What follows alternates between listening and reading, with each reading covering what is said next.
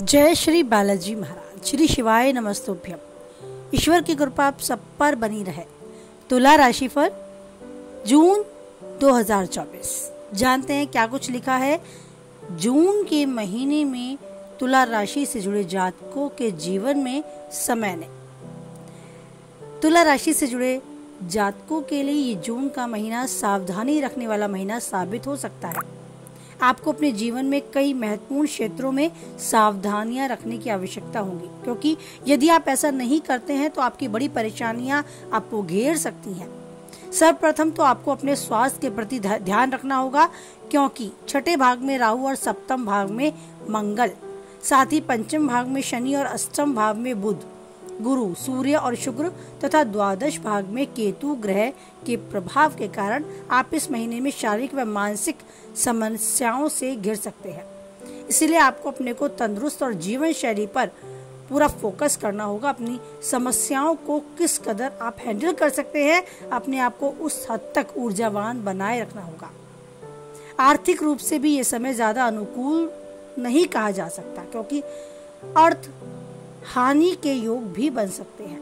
व्यवसाय में सुधार के लिए आपको बहुत मेहनत करनी होगी, यथासंभव प्रयास करना होगा। हालांकि आपका व्यापार अच्छी गति से आगे बढ़ता आपको नजर आएगा, लेकिन आपको जल्दबाजी में आकर कोई भी काम करने से बचना होगा, क्योंकि इससे आपको नुकसान उठाना पड़ सकता है।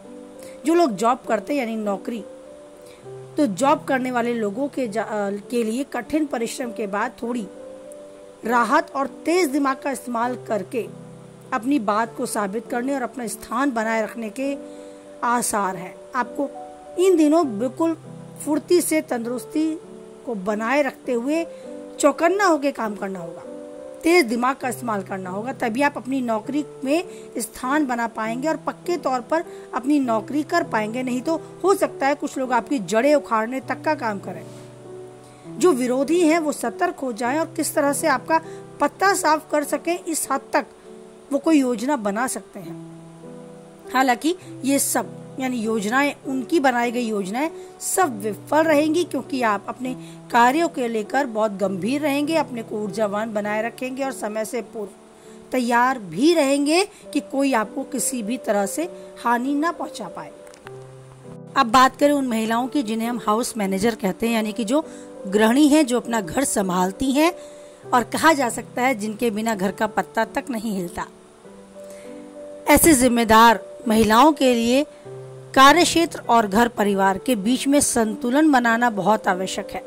अपनी व्यस्त दिनचर्या में आप अपनी भाग दौड़ में अपने आप को ना भूल जाएं और इस चीज में, इन सब के बीच संतुलन बनाने में अपने आप को कहीं कमजोर महसूस ना करें। उसके लिए जरूरी है सब कुछ बैलेंस करके चलना, हर चीज समय सारणी के अनुसार करना, एक टाइम टेबल मेंटेन करके चलना। समय से पहले तैयार रहने के लिए आपको जरूरी है अपने परिवारजनों के समक्ष अपनी जो परेशानी, जो चिंताएं, जो मानसिक स्थिति आप महसूस करती हैं उसे सामने लाएं, उसे बताएं।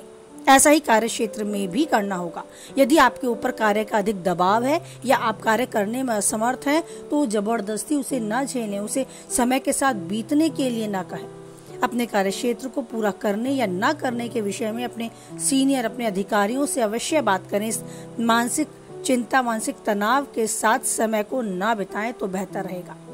वैसे काफी हद तक आप अपने आप को इन दिनों ऊर्जावान बनाए रखने में सक्षम पाएंगी, लेकिन व्यस्त दिनचर्या में अपने आप को नहीं भूलना है। स्वयं की सेहत का भी ध्यान रखना है, साथ ही परिवारजनों की भी।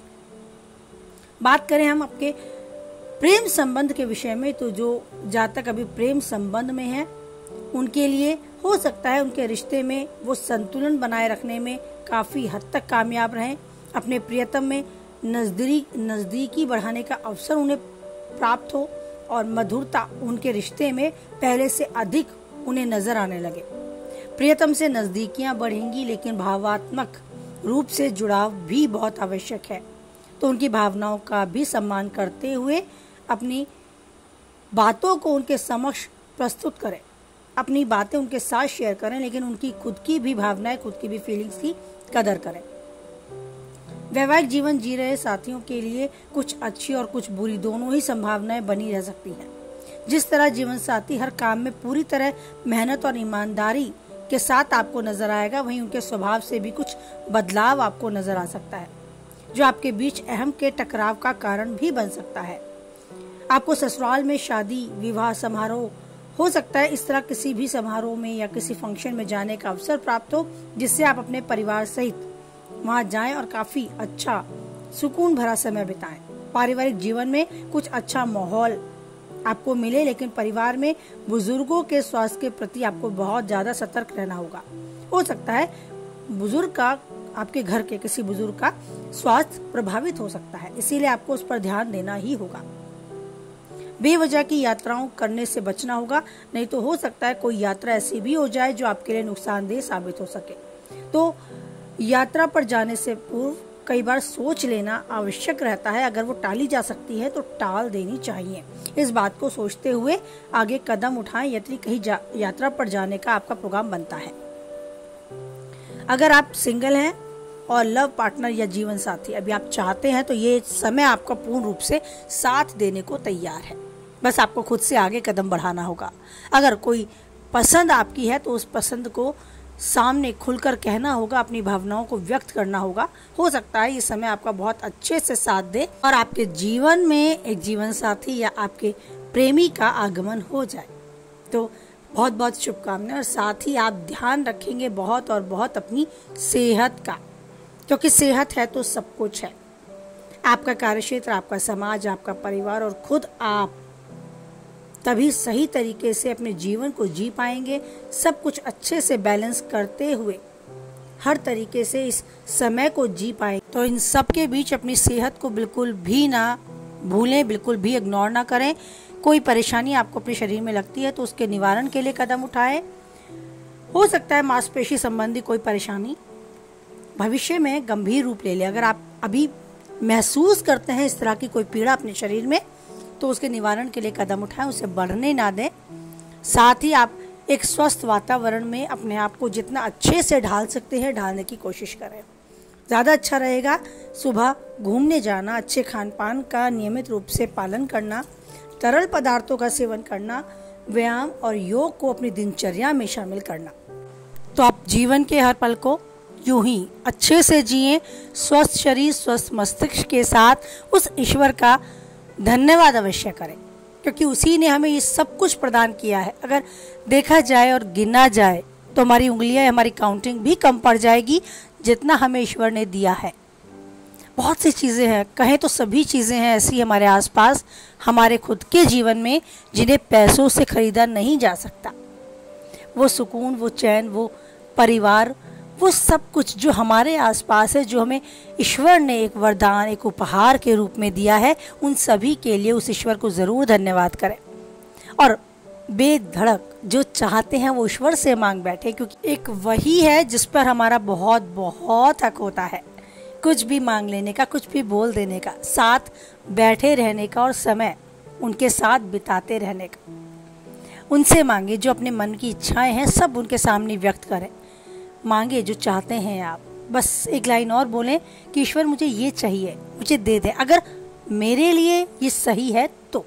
क्योंकि सोच कर देखें, हम एक कार चाहिए और हम ईश्वर से जब तब करके, या यूँ कहे कि ईश्वर को ब्लैकमेल करके वो कार हासिल कर ही लेते हैं। क्योंकि अगर एक बच्चा बहुत ज़्यादा रोता है तो माँ उसे वो सामान दे ही देती है, भले ही उसके साथ बैठी रहे कि इसे इस्तेमाल कैसे करेगा, ये इसके लिए नुकसानदेह है, लेकिन फिर भी उसे इतना मजबूर बच्चा कर बैठता है कि माँ उसे सामान देने को मजबूर हो जाती है। तो ऐसा ही ईश्वर के साथ भी कभी हमने देखा है कोई ना कोई कर बैठता है।